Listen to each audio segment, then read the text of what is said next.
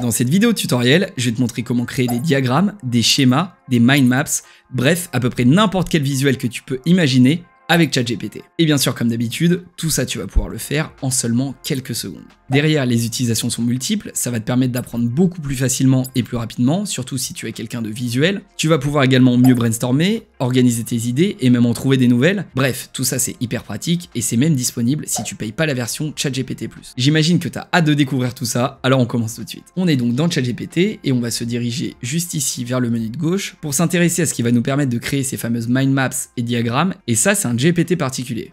Donc on va cliquer évidemment sur explorer les GPTs et on va pouvoir accéder au GPT Store avec l'ensemble des GPT qui sont disponibles dans une bibliothèque qui va permettre de tous les regrouper, comme sur l'App Store par exemple. On voit qu'on a différentes catégories, les meilleurs choix de la semaine, les tendances, créées par ChatGPT, tout ce qui est écriture, productivité c'est ça qui va nous intéresser, recherche et analyse, éducation, bref. Nous, on va se diriger vers la partie productivité et on va sélectionner le deuxième GPT le mieux noté de cette catégorie, et c'est celui qui s'appelle Diagrams. Il y a évidemment d'autres GPTs qui permettent de générer des schémas et des diagrammes, mais celui-là, c'est celui que je préfère. Après, si tu veux en découvrir d'autres, soit tu recherches ici sur Voir Plus, soit tu tapes dans la barre de recherche directement, tu tapes Diagrams par exemple et tu vas trouver d'autres options. Moi, je te conseille celle-ci. Évidemment, il y en a d'autres, tu peux tester après, c'est comme tu veux. Donc du coup, on va le sélectionner et on va cliquer sur Démarrer le chat. Et voilà, comme avec n'importe quel GPT, on démarre une fenêtre de chat, et là on peut entamer une discussion classique, comme on fait de manière générale avec ChatGPT. Ce qu'il faut savoir, c'est que ce GPT va te permettre de faire différents types de diagrammes. Il y en a une multitude, mais les principaux et ceux qu'on va voir aujourd'hui sont les graphs, les mind maps,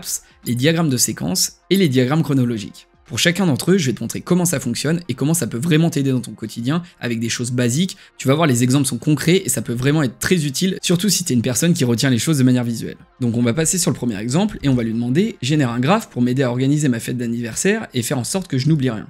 On va lancer la demande et automatiquement, le GPT va nous répondre « Je vais créer un diagramme pour vous aider à organiser votre fête d'anniversaire et vous assurer de ne rien oublier ». On voit qu'il entame directement une action, on attend le chargement du diagramme, ça va prendre quelques secondes. Voilà, la discussion est terminée et le diagramme va être disponible ici. Donc l'image vient de charger, c'est quelque chose d'assez détaillé donc on ne le voit pas forcément bien ici. Si tu veux avoir plus de détails, tu vas cliquer ici sur View Full Screen et automatiquement tu as l'image qui apparaît avec plus de détails. C'est évidemment plus lisible de cette manière, donc on va avoir pour l'organisation de la fête d'anniversaire l'envoi des invitations, la liste des invités, envoyer des emails, préparer la décoration. À chaque fois on a deux options pour chacune des tâches, donc organiser la nourriture, préparer des plats faits maison et les activités avec 3 activités qui sont disponibles. Ici, tu vois qu'en quelques secondes, tu vas pouvoir avoir des tâches qui vont être très précises, détaillées et surtout de manière visuelle. Et ça, concrètement, si tu dois le faire toi-même, le temps d'y penser, de dessiner le schéma sur un bloc-notes par exemple, tu te rends compte que ça va te prendre beaucoup plus de temps. Mais ce qui est intéressant, c'est qu'on peut quand même aller beaucoup plus loin. Si je reprends le schéma ici, on voit qu'il y a la partie préparer la décoration et acheter des décorations. Moi j'aimerais bien qu'il me donne un petit peu plus de détails sur cette partie, du coup je vais retourner sur ChatGPT, et encore une fois c'est une fenêtre classique de discussion, donc je vais lui demander détaille la partie acheter des décorations. On lance la demande, et tu vas voir en quelques secondes, il va nous répondre, donc il redémarre une action, pour derrière nous sortir un nouveau graphe, et on voit qu'on a un nouvel étage sur le graphe ici. On le voit pas forcément ici de manière détaillée, donc pareil on va cliquer sur View Full Screen, et là on a notre nouveau graphe avec un nouvel étage, et donc pour la partie décoration comme on l'a demandé, on va devoir acheter des ballons, des bannières, des lampes et des fleurs. Bon après ça dépend de chacun, mais globalement c'est intéressant parce qu'il a couvert un thème assez exhaustif en quelques secondes. Maintenant peut-être que tu trouves ce graphique intéressant mais que tu vas vouloir y effectuer des modifications.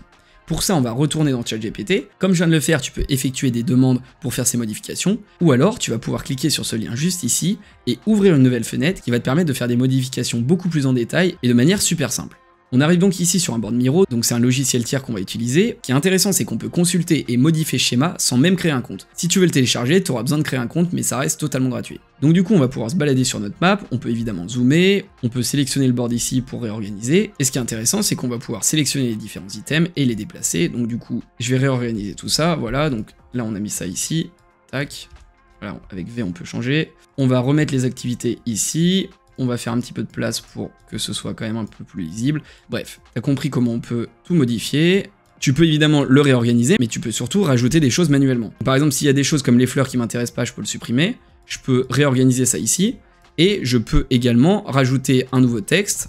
Donc par exemple, test juste ici. Je récupère ma fenêtre. Je peux rattacher cette partie à acheter des décorations. J'ai le sens de la flèche. Je peux changer les couleurs. Bref, c'est hyper pratique. Derrière, tu as une map que tu peux réorganiser en quelques clics. Tu peux faire toutes les modifications que tu veux, tu peux rajouter des post-it, des formes. C'est hyper complet, on pourrait faire une vidéo dédiée sur le sujet, mais là, c'est pas forcément l'objectif aujourd'hui. En tout cas, si ça t'intéresse, dis-le moi dans les commentaires et je pourrais faire une vidéo dédiée à ce sujet d'utilisation des boards et voir à quel point on peut rentrer dans le détail. Donc voilà pour notre premier cas d'usage. Si cette image ici t'intéresse, tu peux également cliquer ici pour la télécharger en PNG. Ça, c'était le premier cas d'utilisation d'un graphe, mais il y a aussi quelque chose qui peut être très intéressant à travers les graphes, c'est de demander à ChatGPT, et en l'occurrence là au GPT en particulier, de nous expliquer un concept à travers ces fameux graphes. Donc je vais te montrer comment ça fonctionne, on va créer une nouvelle fenêtre, et on va demander au GPT, explique-moi comment fonctionne la photosynthèse avec un diagramme en français. On lance la demande, on attend quelques secondes encore une fois, et tu vas voir, ça va être très rapide. Démarrage de l'action, ça charge, et on va avoir une illustration de tout le concept de photosynthèse avec lumière solaire, chloroplasme, phase lumineuse, etc. Donc tu vois que c'est hyper rapide pour pouvoir apprendre un concept, tu lui demandes de t'expliquer ce concept en question, tu lui demandes de le faire sous forme de diagramme, et je sais pas toi de ton côté, mais pour ma part, il est vraiment beaucoup plus facile d'apprendre quand j'ai quelque chose comme ça de visuel. Encore une fois, on peut cliquer sur le lien pour l'éditer, on va pas le faire ici, mais on va passer à la partie Mind Maps. On rouvre une nouvelle fenêtre avec le GPT, et là on va faire une nouvelle demande en lui précisant de nous répondre sous forme de mind map pour illustrer les différentes activités à faire lors d'un week-end entre amis dans le sud de la France. Encore une fois, on lance la demande, il nous dit qu'il va bien créer la mind map, et après quelques secondes, voici la super mind map pour organiser notre week-end. Donc du coup, là on voit que c'est beaucoup plus coloré, c'est le principe de la mind map, c'est organisé de manière différente, et là en l'occurrence avec ce GPT, il y a beaucoup plus de couleurs, et même souvent des emojis, donc c'est vraiment beaucoup plus visuel, ça aide à mieux retenir, ça aide à mieux s'organiser, et encore une fois, on peut cliquer sur le plein écran pour l'avoir juste ici, on peut cliquer ici pour le télécharger, et également éditer avec Miro en cliquant ici. Pareil, c'est le même concept, je vais pas forcément tout te remontrer. Tu as ton board avec toute ta mind map, tu peux dézoomer, tu peux réorganiser les différentes thématiques, comme ça, voilà. Et tu peux évidemment éditer certaines parties du texte, modifier tout ce que tu veux, les couleurs. T'as compris ça dans le premier exemple, mais c'est vraiment super pratique. Voilà, on a vu les graphes, on a vu les mind maps, maintenant on va passer au diagramme de séquence. On retourne dans ChatGPT et nouveau cas d'usage, donc on va rouvrir un nouveau chat, même si c'est pas forcément nécessaire, ici c'est plus propre, et on va lui demander de nous générer un diagramme de séquence visuel en français qui montre les interactions lors de la commande d'un plat dans un restaurant. Donc là, ce qui est intéressant avec le diagramme de séquence, c'est qu'on va pouvoir voir des interactions, des allers-retours entre différentes personnes, entre différentes entités. Tu vas voir, ça va être beaucoup plus clair quand ça va charger. Ici, je vais lui demander de me détailler les interactions qui vont avoir lieu dans un restaurant lorsqu'on commande un plat. Tu peux également lui demander ce qui va se passer quand tu passes une commande sur un site web, entre la commande internet, les allers-retours dans les entrepôts, la livraison de la commande, etc. Là, on voit que c'est déjà chargé en quelques secondes. J'ai mon fameux process au sein de mon restaurant. Donc là, j'ai le client qui est positionné sur cet axe. Il va passer sa commande au serveur, évidemment. Le serveur va transmettre la commande à la cuisine. Derrière, la cuisine va préparer le plat. Le plat est envoyé au serveur, qui lui-même va servir le plat au client.